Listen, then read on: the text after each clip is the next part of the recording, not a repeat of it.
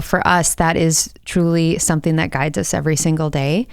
We like to say that, there's eternal life in heaven. There's a light that came with Landon, and obviously Landon's light and being the name of our foundation. So we always say when we touch a family, they're carrying the light forward.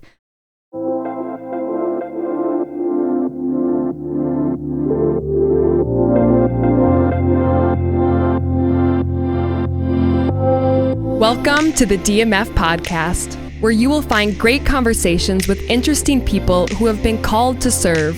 We'll meet impactful charities, dive deep into pressing health topics, and learn from servant leaders who are working to see, be, and spread light.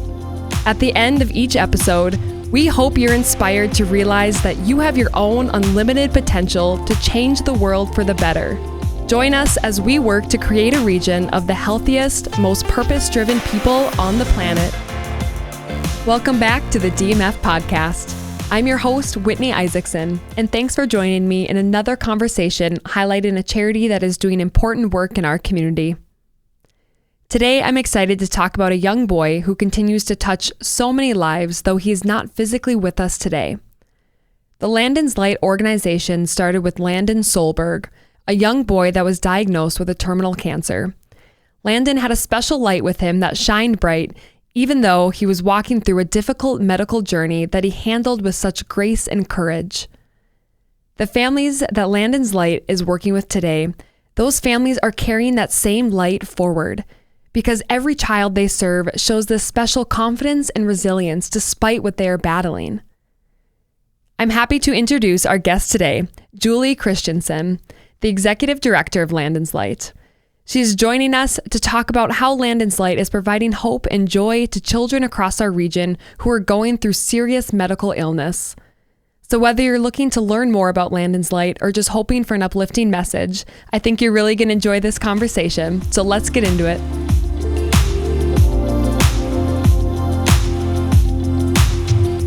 All right, everyone, we are sitting down with Julie today, and I am so excited to be sitting here, and you guys are wearing your Landon's Light shirts. Yes. Like always. I love it. Just always bright and shining lights. I love it. So thank you for being here. Thank you for having me. Yes. Well, I always like to kick off the podcast with just a fun question, as we're going to be talking so much about Landon's Light today, of just why do you do what you do, and what are you most passionate about in your role as the executive director? Yeah, growing up, I was always involved in everything in school, any leadership role. And even into my adulthood, volunteering was a big part of my life, and Landon's Light was part of that. So when I had the opportunity to come on board as the executive director, it kind of was a no-brainer, going from like the corporate world to nonprofit obviously was a shift, but it just felt like home even when you were a volunteer. And when you get to see the families we serve and meet these children and go out in the community and talk about the work that we do, and then the reception that you get, it's really easy to love your job and really easy to want to come to work every day. Yeah, I can't wait to dive into all of this. It just sounds so wholesome and encouraging already. So I'm super excited. So thank you for what you do. And for anyone who is listening that doesn't know what Landon's Light is, can you tell us a little bit about what you guys do and the background story of why this organization was founded? Sure. So back in 2019, we were founded in memory of Landon Solberg. He was a young West Fargo boy who was unfortunately at 10 years old diagnosed with an incurable brain tumor. And he knew that through his journey. His family knew that despite all their efforts of clinical trials and things. And through his journey, he just handled it with such courage and compassion and strength and faith. And for his family, through that journey, they were served by many people, by other nonprofits, by strangers. And they just felt that kindness come through at times when they needed it most, those moments when they needed it most. And they talked to Landon and they said, buddy, we want to maybe start a foundation. And, whether you're here for 100 years or this goes the way the doctors say, we want to do something to help others. And Landon said, I do too. And I want to help kids. I want to help kids like me going through difficult challenges, because he knew what it felt like to maybe for a moment be taken away from a doctor's visit. So 1 month after he passed in October of 2019, Landon's Light Foundation was incorporated as a 501c3. And here we are almost 6 years later, still doing the work we do. Wow. And Landon's part of that, this organization starting even before he was gone, and him having a say and a desire to still want to be a part of it, that is so powerful. It really is. And, and through his journey, I mean, he did get some news recognition in our community. He had a great support system through the West Fargo community, even in the Fargo-Moorhead community as a whole. And, they felt that love, they felt that support. And to take that energy and to take their grief and channel it into something that was going to help others, not every family can do that. And because it's a journey no family wants to go on or expects to go on. And so to have this young boy continue to inspire and continue to touch lives, even almost 6 years after his passing, is pretty remarkable. So remarkable. So I always see a quote from you guys that Landon shared, and I don't want to get it wrong, but it's when he had his terminal diagnosis, and he shared that he knew that God had something planned for him, that even when he died, that there was going to be eternal life in heaven. And I just think that is so powerful for a child so young to have that perspective, like you were saying, to just handle this journey he went through with grace and courage. So how do you guys keep that presence of Landon present in your guys' work today, 6 years later? Yeah, that quote was, his parents still think about it today, and we thankfully have the video footage of him actually saying it, so we can hear it in his own words. It was unprovoked. The interviewer just asked him, and that just came out of this young, 11, 12-year-old boy. And, for us, that is truly something that guides us every single day. We like to say that, there's eternal life in heaven. There's a light that came with Landon, and obviously Landon's light and being the name of our foundation. So we always say when we touch a family, they're carrying the light forward. We give little lanterns out to all of the kids we serve that they can have on their shelf. When we speak to sports teams or other students that we touch through Project Kindness in our scholarship program, we ask them and we tell them, you've now been served, you've been touched by Landon, by our foundation, and carry it forward, because there's so much goodness in the building we have for our office. You just feel it when you're in there, Landon's presence. Every child we serve exudes almost this confidence and this courage and this compassion that and you don't even ask for it. It just shows up in these kids. And so every day we're surrounded by Landon and what he'd want us to be doing and how we should be treating others and in the work that we do and everybody that we serve. I love that. So what is the work that you guys do? Let's talk a little bit about your programs and what it looks like to serve the families that you're working with. So can you tell us a little bit about that? Absolutely. So it started with Miracle Moments. And, them, Andrea and Travis, sitting with Mary Ellen Rolfson, who was the previous executive director and one of the founders of the foundation with Andrea and Travis, and they said, we want to serve kids. We want to help them. So Miracle Moments was born. And that is an experience where a child suffering from a malignant cancer or a serious or deteriorating condition over time can get referred into the foundation. And referral can come from a medical provider, a friend, a family member, a community, just somebody that hears about them in the community and they want to refer them. Sometimes we do outreach too through Lend a Hand Up. We see a lot of kids and they come to us and we get to learn about the child. We get to learn about the siblings and the parents, and we serve them with something that takes them away for that moment. We say sometimes it lasts hours, sometimes it lasts days or weeks, depends on what the child wants, whether it's a weekend getaway, a bedroom makeover. We've had a lot of musical instruments lately. The opportunities are endless. But we want to make sure that this family and this child feel lifted up and that they can kind of forget what they're going through, because it can be really hard. And we're just so grateful to be able to do it and to see the kids light up and truly kind of say, somebody, this is about me and somebody cares about me. And then the siblings as well, because they're on this journey as well. And they're sometimes forgotten, not because it's intentional, but, parents shift their focus to trying to heal their child or give them the treatment they need. And so by also serving the siblings, we're able to really lift that entire family up in a moment. And we call those Miracle Moments. We also have Project Kindness. That is our other community program we want to see in classrooms where teachers can come to us and request a budget to teach their students about what putting forth kindness either in their school, in their community, what that feels like. There's so many kids in classrooms today just coming to school. I don't want to say getting lost because their teachers ignore them, but they're maybe not as confident or they don't have a peer group that they feel a part of.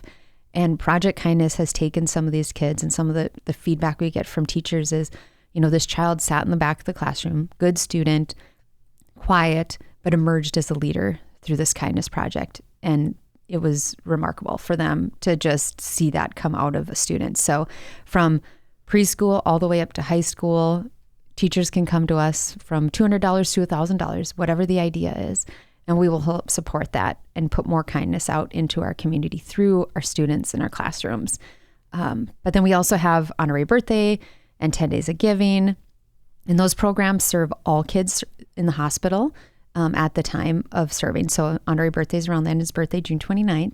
And we serve all the kids at Sanford, all the kids at Roger Maris, and the babies in the NICU at Essentia. And then 10 Days of Giving does the same thing. But we also, during 10 Days of Giving, which is representative of Landon's journey from his date of going to the hospital, something's wrong, and that 10-day period of waiting for the diagnosis when he was in the ICU and in the hospital. But we also go out into the community and we give back. How can Landon's Light shine our light on other nonprofits? We go caroling to homes of the kids we've served. So it really is a time for us to say, regardless of your diagnosis for those programs, we are here to serve kids and give them a moment in their life at that time as well.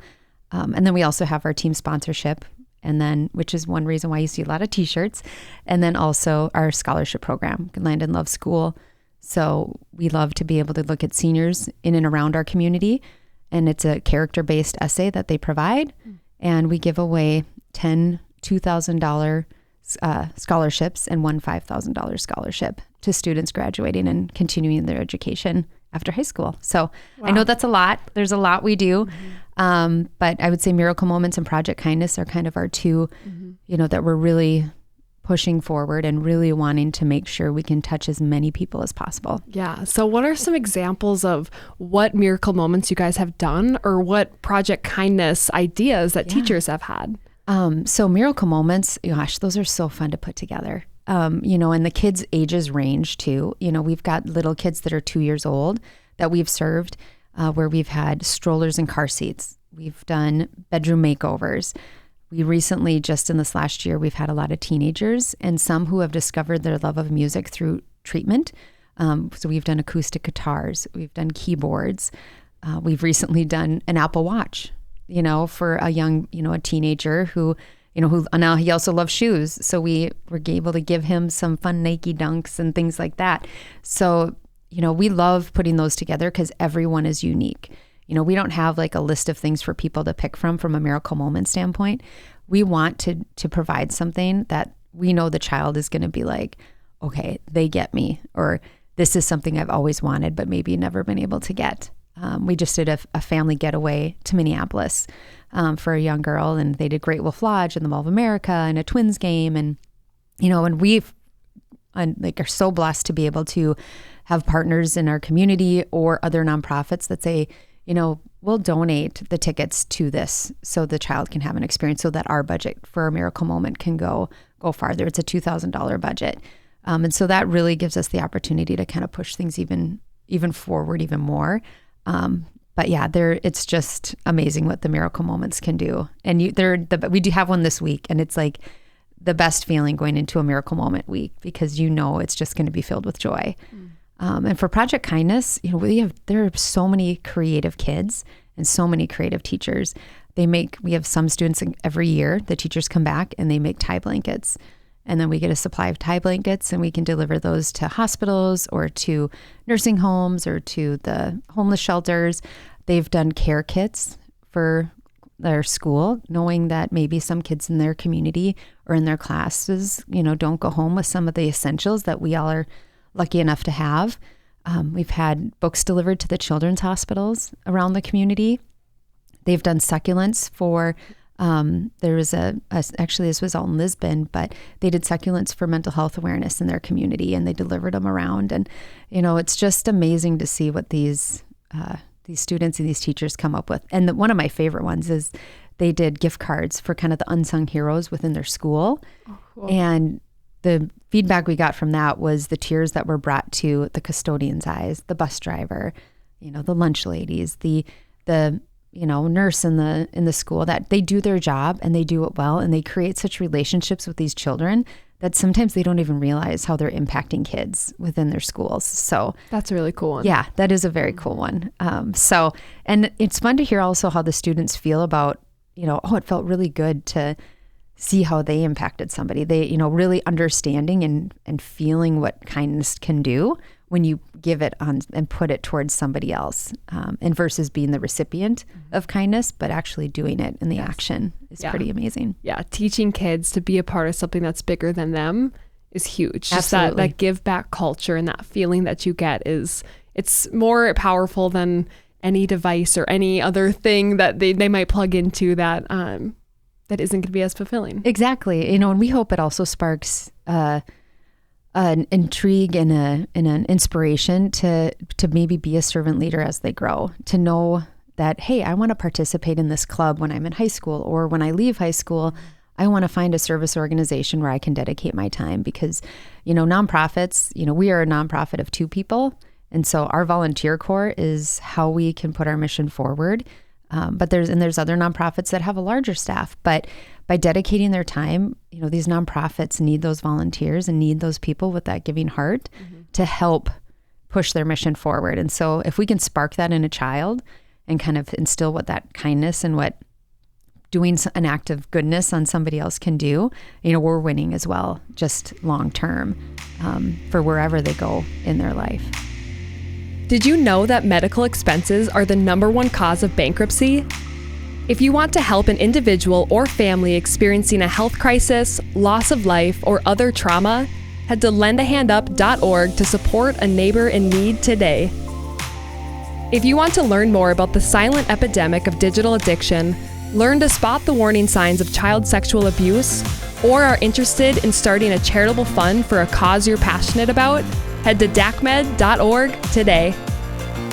Yeah, so going back to the miracle moments, that sounds like a very emotional thing for a family, and even for you guys, I'm sure. So what does it look like to walk alongside those families during the hardest time in their life? Yeah, the stories that you hear and the resilience of these kids, it really makes you take a pause in your life when you think about the things that stress you out, and you're like, okay, this isn't that bad. But when you start to get to know these families, and I love to say that we are not a transactional nonprofit where we serve somebody and it becomes a stat. Yes, you have to have stats and you have to know what your impact is, but our goal and our mission is to create a relationship, and they become part of our Landon's Light family. It's not just for a day, but sometimes we're working on a miracle moment for a year because we're on their timeline. They're not on ours. We have a budget for a calendar year, but if that child moves over into the next year, that is completely fine, because their journey and their treatment cycle that is what's important, and that's priority. So we oftentimes get to really get connected with these families. They text us updates or email or call, and to be part of that. And then ultimately the day you get to serve them, it is so, you wish you could bottle it up. I always say I want to bottle it up and kind of share it with pour some in a glass for everybody to share, because it is such an emotional feeling, and it can be very overwhelming as well. And, some of the stories, we had one little girl, if you want me to share a story quick. Please do. So there was a little girl named Claire, and she was born prematurely and developed a lung issue and was in the hospital and then transferred to multiple different hospitals outside of our market, and ultimately had been in Denver. And she was about a little over a year old, 1.5 years, and her family was told, you need to bring her back to Sanford because she's going to pass. That this is going to be the end of her journey, and, have her close to home. So they brought her back to Sanford and had brought in a photographer to take some end-of-life photography with the family. And all of a sudden, this little girl started to turn the corner. And she was brought back in December of 23. And we had her referred to us through the photographer because of her story. And in April of 24, we served her with a miracle moment to get her home for the first time ever. And she was almost going to be 2 years old with a car seat and a stroller. She was going to be on a vent. She wasn't sitting up. She wasn't walking. We got to meet her. And she truly defied the odds and showed what a miracle prayer and what a miracle a little life can be on a journey when you're told one pathway of life to ultimately bringing her home for the first time to be with her parents and her siblings. And that, like, your heart she just impacted us so much. And now we get videos of her walking and, kind of blabbering, and she's thriving and just so amazing. And, it's just an example of how, we become part of their life, but they become part of ours. And, not every miracle moment is like that, where you're stayed connected so much, but we check in with these families and we want to be on their journey because we know that sometimes we serve them a miracle moment throughout a course of chemo or whatever it might be in a treatment cycle. And there might be months or years still left of this journey for that child. So, it truly is something that, we feel these stories coming in and we experience these stories and we experience these families, and, it's just, they're added to our prayer chain and become part of Landon's light forever. So it is pretty special. And yes, there's tears sometimes and there's children that we've lost throughout the journey, but it's, to still be able to have touched them at any point is we're grateful and we're blessed to be able to do that. Yes. I love the value add for the families where you truly are making an impact on the hardest part of their life, probably with their child, but it's not just a transactional, like, here we'll serve you and then we're done. Right. It's truly is a journey where you are like pouring into them, you're uplifting them. Like you said, the journey might be another 3 years, whatever that looks like. I'm sure it's very unique, but I love how you guys are just making that impact. Yeah. And we've had kids that we've served just this summer. Well, we didn't serve them this summer. We served one in 2022 and one in 2023. And this summer we were able to experience their bell ringings at Roger Maris. And that is, to be there and witness it and celebrate it with them is, it just warms our heart. And to be invited by the families, that many years later to be present is, it's just a testament to the mission that we have. And it kind of validates the impact that, we believe we have, but it kind of is like, oh yeah, that was special. Yes. So. Yes. Yeah. Well, I'd love to talk about just Landon's Light from the community's perspective, because me personally, I can't go anywhere in town without seeing a Landon's Light t-shirt. And I know we've already brought this up a little bit of just, you're wearing one today, and everywhere I go, there is a kid, there is a child, just at the gym, wherever it is, everyone is always wearing Landon's Light t-shirts. I see car stickers everywhere. You guys have a consistent branding that actually works in our community. Yeah. And people know the message, they know the mission. And I'm just curious how you guys have done that. For maybe another nonprofit that's listening, how do you find such a consistent branding that works? Yeah. So this t-shirt was designed during Landon's journey and sold and started to help support him and his family through that. And it's obviously looks very Harry Potterish. Landon loved Harry Potter. And there's a quote on the back from Albus Dumbledore that talks about, like, even in the darkest of times, there can be light. I'm not saying it perfectly, but, and it just kind of it was the style of it, like, hit at the right time with the age group of Landon and his community and his friends. And so they started selling then. And then after the foundation became a 501c3 and a foundation, they saw a need where people wanted them. And it became part of our Miracle Moment give, where we give them with every miracle moment. We have, and we're grateful and lucky enough to have sports teams in our community, like the men's basketball team for NDSU, wearing the t-shirt on the sidelines, and the coaches were wearing them. And, it just kind of escalated. And then our team sponsorships, we give them with our team sponsorships and our scholarships, we want to give them out as much as we can. And when people come and support us, we want our volunteers to be wearing them. And, it's a gift from the foundation. And it just kind of became a thing. And, we call it our OG t-shirt. We have some other apparel and things like that, but this became just kind of the go-to, and it is recognizable, and people wanted stickers for their cars. And, whether it's families that were really connected with the Solbergs and Landon, or, just said, I want to be a part of that. I want to spread light. We had somebody just recently send us a Facebook message and be like, okay, I have to share the story. I was in Iowa in this small town driving. I don't know if they were taking somebody to college or what they were doing in Iowa, maybe something sports related. But they said, I stopped at a stoplight and the car in front of me had a Landon's Light sticker. And that was in Iowa. And so it truly is, it's just, I don't think it was intentional. It just happened. And, it is very fun to see the t-shirts out there and even see the kids, back in their communities, that if they were here for a cancer journey, but didn't live here and we served them, they go back to Montana or to South Dakota, and we see their families share photos of Landon's Light t-shirts there. I mean, the more light that can be spread and the more people we can touch, it's just, it makes us happy and we're blessed. Yes. So. I just truly feel like there is got to be God's hand somewhere with this t-shirt, because it's like the t-shirt, the car stickers, it's like there's so much more to them just being another swag item that people always have. It's like an awareness message that works. And it's like, how does that work? I know. It's just, it truly has just blossomed with your guys' organization, and it's so powerful. It is, and we actually had a little text thread, maybe it was almost 2 years ago now, but when Carson Wentz was signed on with the Kansas City Chiefs, there was a photo of him on the sidelines that they used in a news article on ESPN.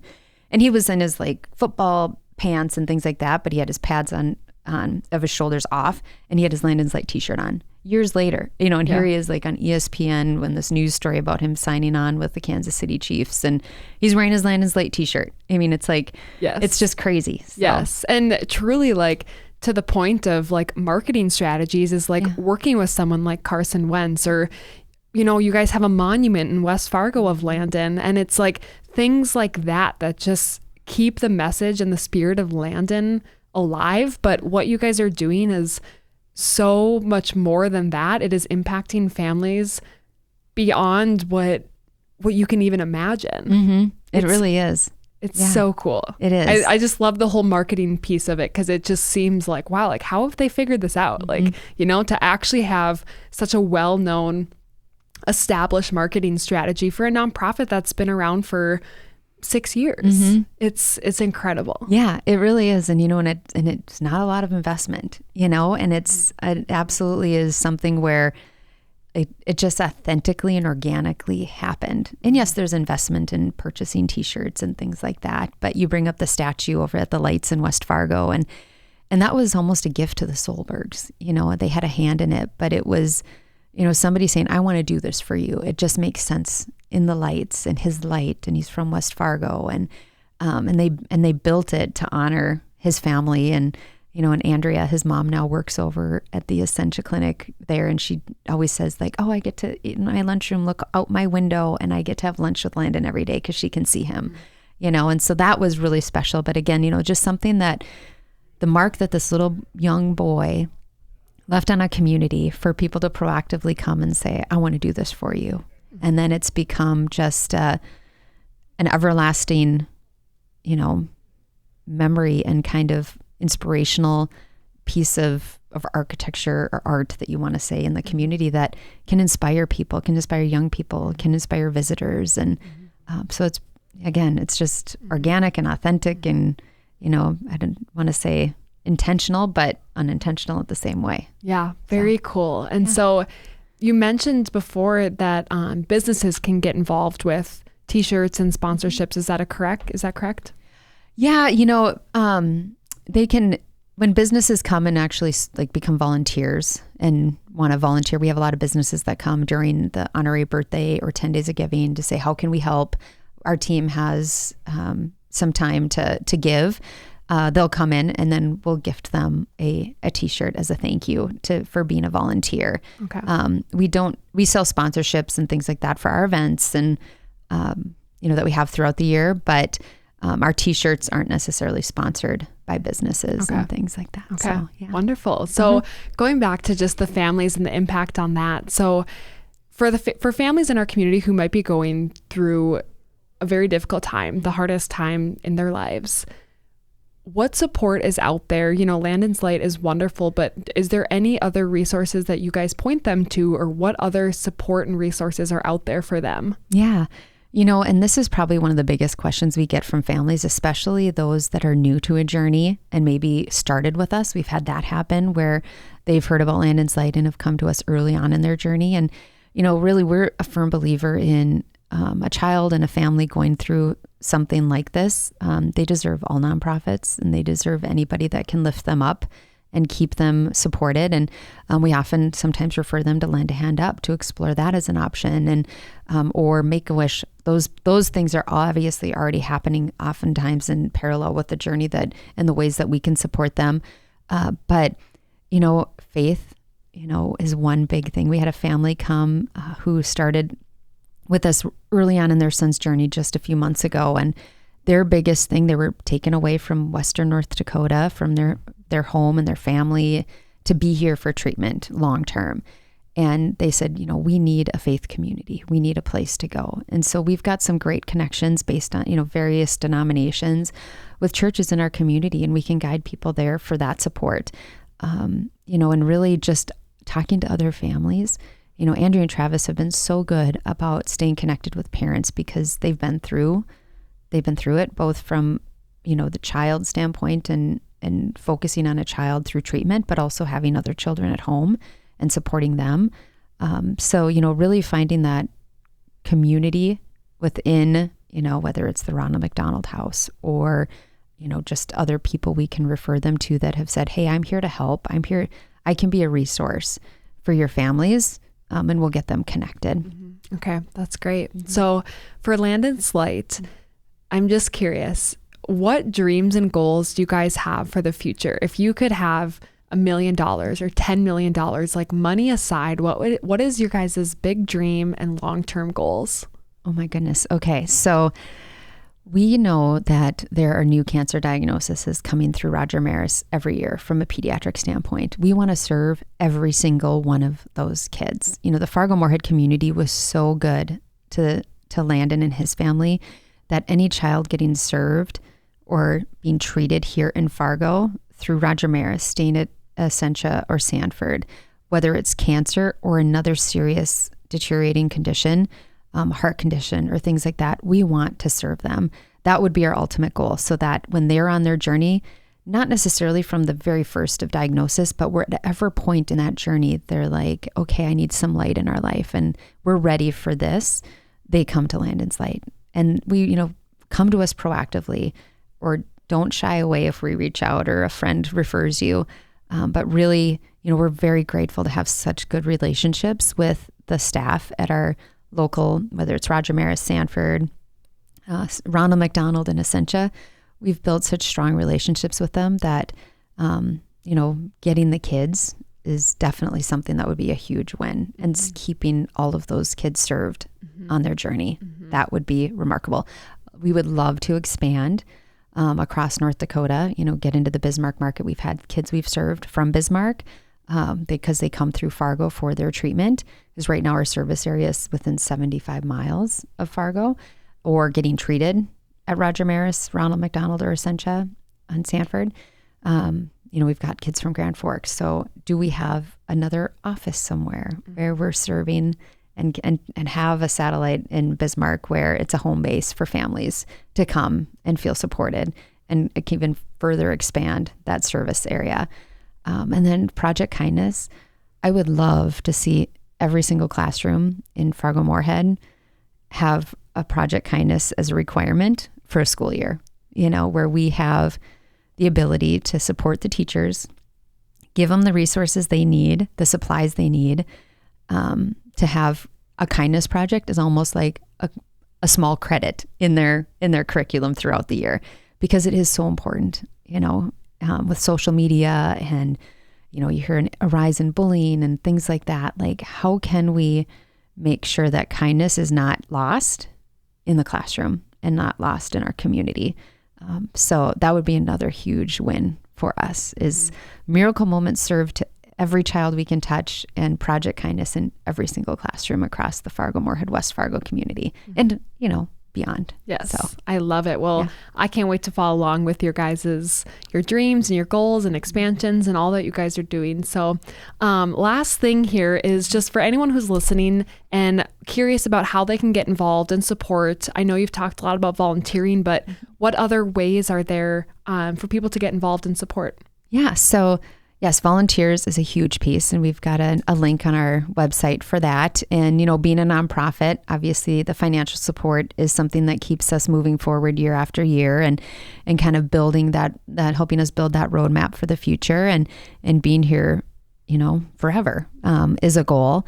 And then, through our events, when you see an event that we're hosting, whether it's a basketball tournament, a golf tournament, feel free to participate. If you have kids, Landon loves sports, and he loved being part of a community, and, to see kids coming together and having a day where they can play and show teamwork and sportsmanship and everything like that. We would love to see those continue to grow as well. So, there's just so many ways that, we would love to touch this community and have them experience a little bit of what we offer. Because when you are on the giving side or on the volunteer side, and especially with our programs like 10 Days of Giving and Honorary Birthday, you get to see and feel what it's like to serve these kids. So it's pretty impactful. Mm-hmm. So people can go to the website, find that volunteer link to be able to get plugged in with you. Yep. And they can there's a menu of things you can choose from, that you'd maybe want to be part of. And then we add you to our list. And when those opportunities come up, we usually send out a little link, and people can sign up for what works for them. Okay. Wonderful. Yeah. Well, thank you so much for just sharing the story of Landon, the work you guys are doing, and truly the impact you're making on families across our region. So thank you for shining light in this community and for being such a warm and inviting light for everyone whose families, everyone who's going through such a hard time. So thank you for all that you do. Thank you so much for having me. I really appreciate it.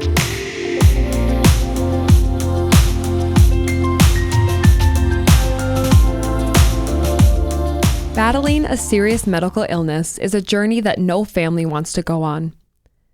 But Landon's Light is an organization that is providing a supportive space for those journeys, and serving and offering those families a community that will walk alongside them and uplift them.